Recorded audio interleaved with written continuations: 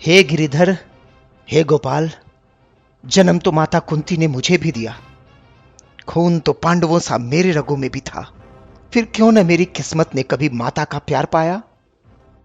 भले ही मैं पूरी जिंदगी अपने वर्ण से अनभिज्ञ रहा, 5 पांडवों में छठा मैं भी एक क्षत्रिय पांडव था।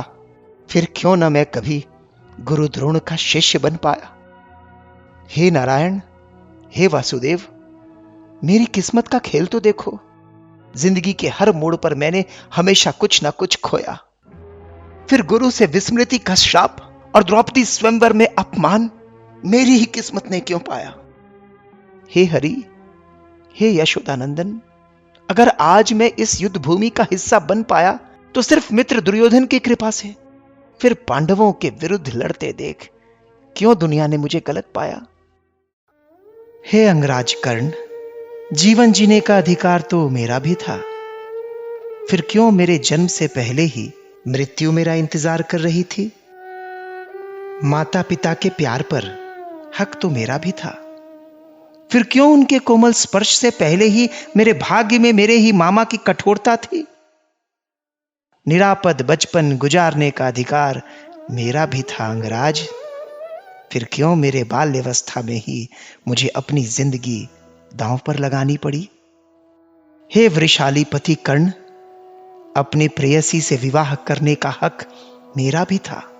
फिर क्यों मेरी प्रीत सच्ची होने पर भी मेरा प्रारब्ध मेरे इच्छा के विरुद्ध था। हे सूर्यपुत्र, हे दानवीर, अगर इस युद्ध में कौरवों ने जीत पाई तो इसका श्रेय तुम्हें जरूर मिलेगा। पर अगर अंत में पांडवों की जीत हुई तो इस यशोदानंदन को सिर्फ इस युद्ध को उकसाने का दोष मिलेगा। हे श्रेष्ठ योद्धा, इस दुनिया में ऐसा कोई व्यक्ति नहीं जिसके जीवन में कठिनाइयों से भरी चुनौतियां नहीं।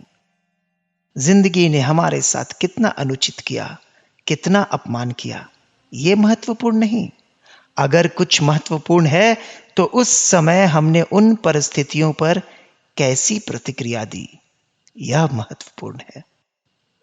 जीवन में यदि कुछ सत्य है तो वो है धर्म। जिंदगी भले जितनी भी कठोर हो, हमें हमेशा धर्म पर ही चलना चाहिए, हमेशा धर्म पर ही चलना चाहिए।